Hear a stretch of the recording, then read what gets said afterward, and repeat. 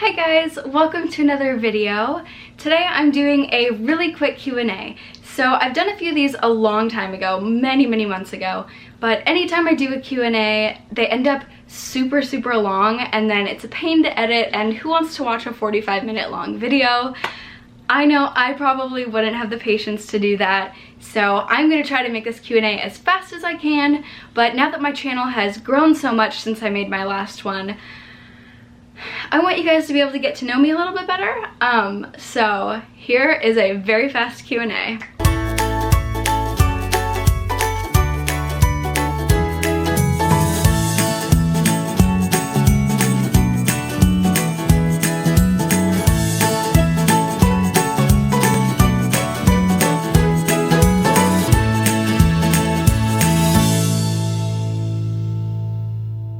What is my most asked question? This is gonna surprise all of you, but my most asked question is, what mascara do you use?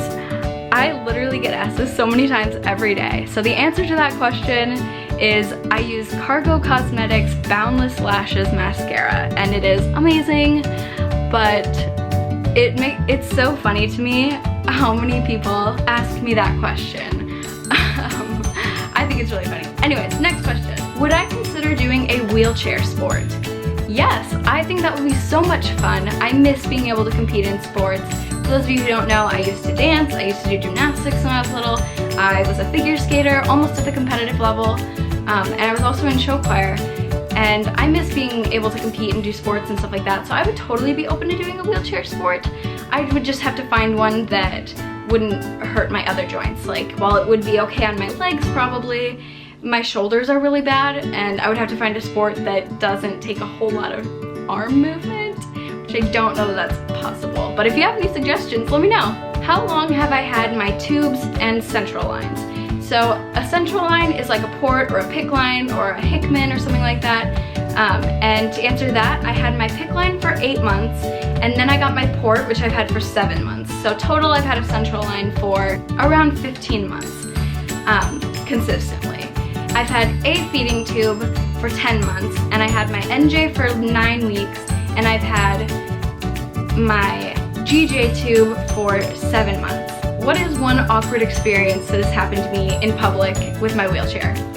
Okay, so I was at the International Market here in Minneapolis, and I was just using my wheelchair, going along, and this guy stopped me, and he actually touched me, and I was like, he surprised me, but he I don't remember if he put his hand on my shoulder or something, and he said something like, believe you can walk again. You will walk one day. It's in the power of your mind. And he's like, you will get better. I hope you get better one day. And I was like, thanks.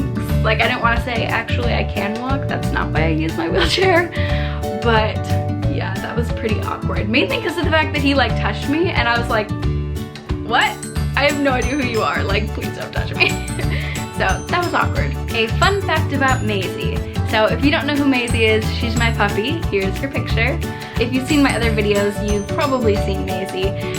She's my little pup. A fun fact is she's from Oklahoma.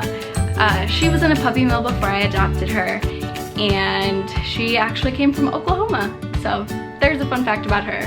What are some of my favorite YouTubers? So my very favorite YouTubers are the Frey Life with Mary and Peter, and also Collen Ballinger. I love Collen. She has inspired me so much. Both of those people have inspired me so much. But also some of my other favorite YouTubers are some of my friends, actually.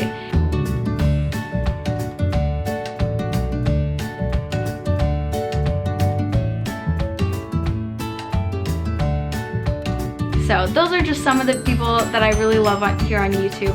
And there's so many more. Does it hurt to dislocate a joint? Yes, of course it hurts. It hurts a lot. Depending on the joint, some aren't too bad because I've dislocated them so many times, they're just so loose that once they go out super easy, they also go back in super easy. Some don't hurt very much, but others hurt a lot. Like my hips hurt really bad. But to answer that, yes, dislocating a joint does hurt a lot. And I actually started a thing on my Instagram. I started a highlight of me putting joints back into place, because so many people wanted to see what it's like when I dislocate a joint and wants to see that. But I don't always have my camera with me, and typically when it happens, I need to put it back right then. And I typically have my phone with me, but I don't always have my camera, so I've started just picking up my phone and filming it and putting it on my Instagram highlight. So you can check that out if you're curious in seeing some of those.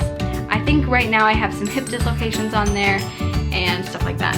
So this is a tricky question because I don't know the answer for sure.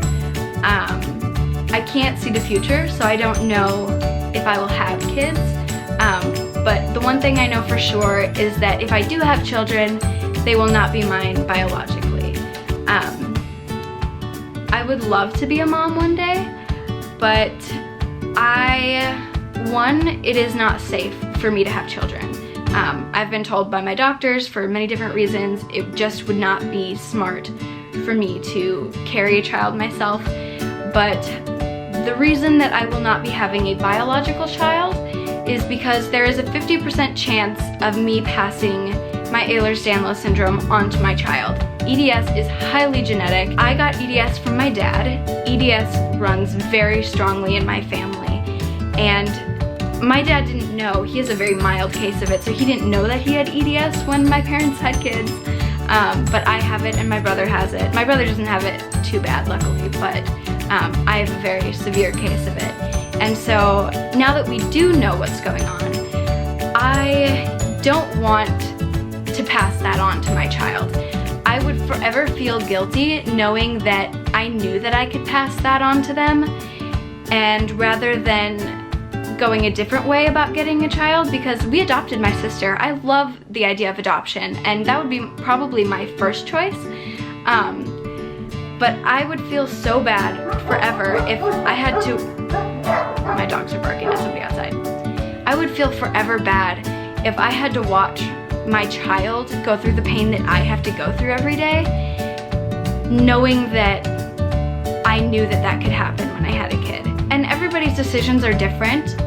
Some people might totally be okay with that. They might be okay with taking that risk, and it's important for them to have a biological child, and that's okay too. Everybody has the right to make their own decisions, but personally, I have decided that I will not be having biological children. Have I ever had a falsely negative gastric emptying study? So this was asked by somebody because apparently sometimes if you actually do have gastroparesis, depending on a bunch of different factors, the test can come back normal even if you do have gastroparesis. But that has never happened to me. The first time I had my test, it showed moderate gastroparesis, and the second time I had my test, it showed severe gastroparesis. So mine's kind of just been getting worse.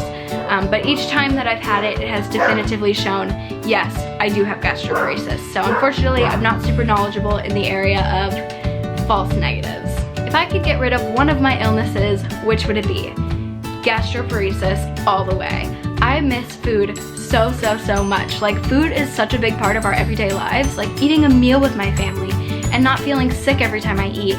Like, if I could get rid of any one of my illnesses, it would for sure be gastroparesis, 100%. What is one thing that I hope that people get out of my videos?